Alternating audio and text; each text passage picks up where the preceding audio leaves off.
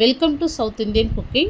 இன்றைக்கி வீடியோவில் நிறைய வெஜிடபிள்லாம் சேர்த்து க்ரீன் பல்லாவும் இதுக்கு காம்பினேஷனாக நான்வெஜ் ஸ்டைல்லே மஷ்ரூம் பெப்பர் மசாலா தாங்க செய்ய போகிறோம்.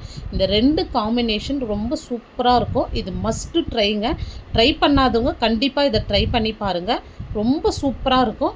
ஃபஸ்ட்டு ஒரு பேன் வச்சுட்டு ஒரு அரை ஸ்பூன் மட்டும் குக்கிங் ஆயில் சேர்த்துடலாம்.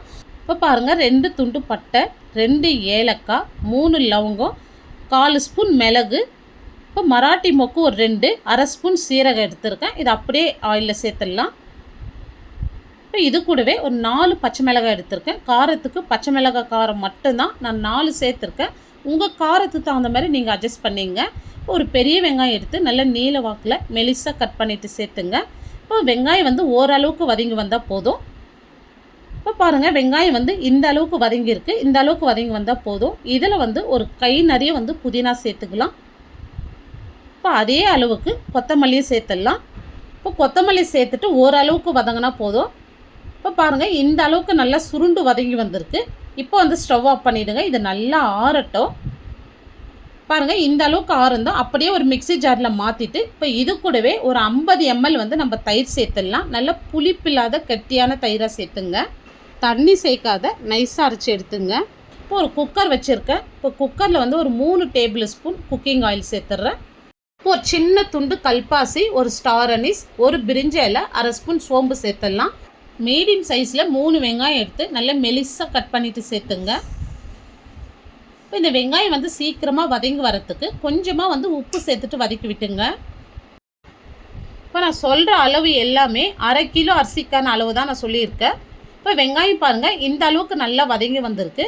இப்போ இதிலே ஒரு 2.5 ஸ்பூன் அளவுக்கு இஞ்சி பூண்டு விழுது சேர்த்துட்டு இந்த ரா ஸ்மெல் போகிற வரைக்கும் வதக்கி விட்டுங்க. இப்போ இந்த அளவுக்கு வதங்கி வந்ததும் நம்ம அரைச்ச விழுது அப்படியே சேர்த்துடலாம். இப்போ மிக்ஸி ஜார்லேயே கொஞ்சமாக தண்ணி சேர்த்துங்க. நிறைய தண்ணி சேர்த்துறாதீங்க, கொஞ்சமாக சேர்த்துங்க. இப்போ இந்த மசாலா எல்லாமே நல்லா எண்ணெய் பிரிஞ்சு வரணும். அது வரைக்கும் மீடியம் ஃப்ளேம்லேயே வச்சு இதை நல்லா வதக்கி விடுங்க. இப்போ மசாலா பார்த்திங்கன்னா இந்த அளவுக்கு நல்லா ட்ரை ஆகி வந்திருக்கு. இப்போ நம்ம கட் பண்ணி வச்ச வெஜிடபிள்ஸ் சேர்த்துடலாம். இதில் இப்போ நான் எல்லா வெஜிடபிளுமே 100 கிராம் அளவுக்கு சேர்க்குறேன். இப்போ 100 கிராம் பீன்ஸ், 100 கிராம் கேரட், இப்போ 100 கிராம் காலிஃப்ளவர், இப்போ 100 கிராம் ஃப்ரெஷ் பீஸ் சேர்த்துருக்கேன். இப்போ உங்களுக்கு விருப்பமான வெஜிடபிள்ஸ் நீங்கள் சேர்த்துக்கலாம். ஆனால் மெத்தட் நான் செய்கிற மெத்தட்லேயே செஞ்சுங்க. பாருங்கள், இந்த மாதிரி நல்லா வதக்கி விட்டுட்டு பிறகு இந்த வெஜிடபிளுக்கு தேவையான அளவு உப்பு,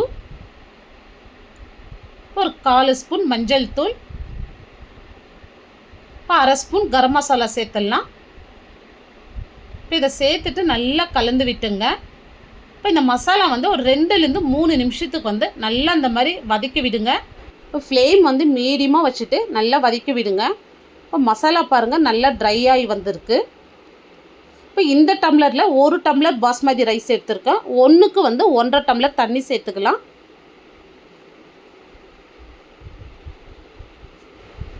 இப்போ இந்த இடத்துல உப்பு செக் பண்ணிங்க. கம்மியாக இருந்தால் மட்டும் உப்பு சேர்த்துங்க.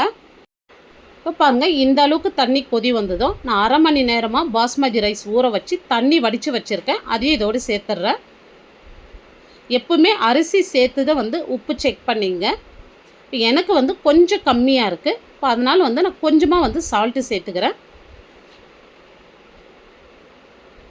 ஒரு பாதி லெமன் சேர்த்துங்க. ஒரு பெரிய லெமனில் பாதி லெமன் சேர்த்துங்க. லெமன் சேர்த்துட்டு நல்லா கலந்து விட்டுங்க.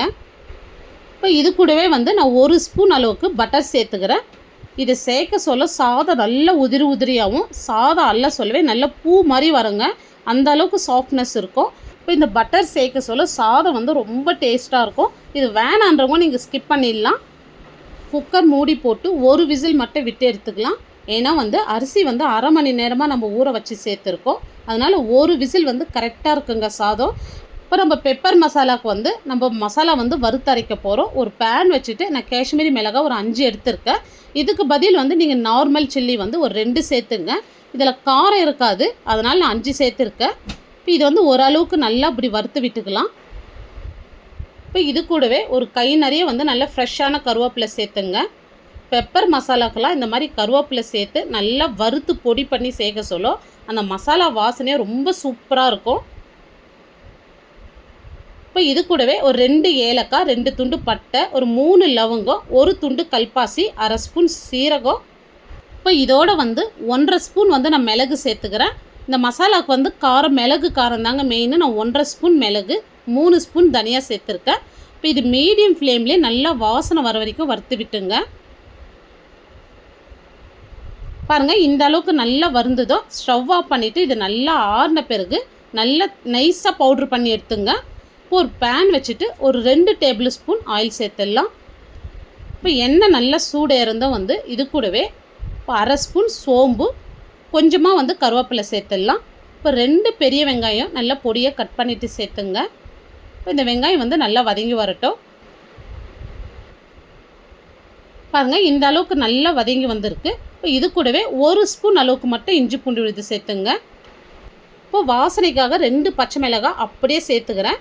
இப்போ இஞ்சி பூண்டு விழுது நல்லா ரா ஸ்மெல் போகிற வரைக்கும் வதக்கி விட்டுங்க. இப்போ பாருங்கள், இந்த அளவுக்கு வதங்கி வந்ததோ இப்போ மீடியம் சைஸில் 2 தக்காளி இந்த மாதிரி கட் பண்ணிவிட்டு சேர்த்துங்க. இப்போ இந்த தக்காளி கூடவே கொஞ்சமாக கொத்தமல்லி சேர்த்துட்டு நல்லா வதக்கி விடுங்க. இப்போ தக்காளி வந்து ஒரு 2 நிமிஷத்துக்கு வந்து மூடி போட்டு விடுங்க, நல்லா வதங்கி வரும். பாருங்கள், இந்த அளவுக்கு நல்லா வதங்கி வந்திருக்கு. இப்போ இதோட வந்து நம்ம கட் பண்ணி வச்ச மஷ்ரூம் சேர்த்துடலாம். இப்போ நான் 400 கிராம் மஷ்ரூம் எடுத்து நல்லா வாஷ் பண்ணிவிட்டு இப்போ இந்த அளவுக்கு மீடியமாக கட் பண்ணியிருக்கேன். இப்போ இதை அப்படியே சேர்த்துடலாம். இப்போ இதுக்கு தேவையான அளவு உப்பு சேர்த்துடலாம். இப்போ 1/2 ஸ்பூன் கரம் மசாலா, ஒரு 1/4 ஸ்பூன் மஞ்சள் தூள் சேர்த்துருங்க. இப்போ சேர்த்துட்டு மீடியம் ஃப்ளேமில் வச்சு நல்லா கலந்து விடுங்க. இப்போ மஷ்ரூம் வந்து நல்லா வேக வேக தண்ணி விட்டு வரும் பாருங்கள். இப்போ இந்த அளவுக்கு நல்லா தண்ணி விட்டு நல்லா வதங்கி வந்திருக்கு.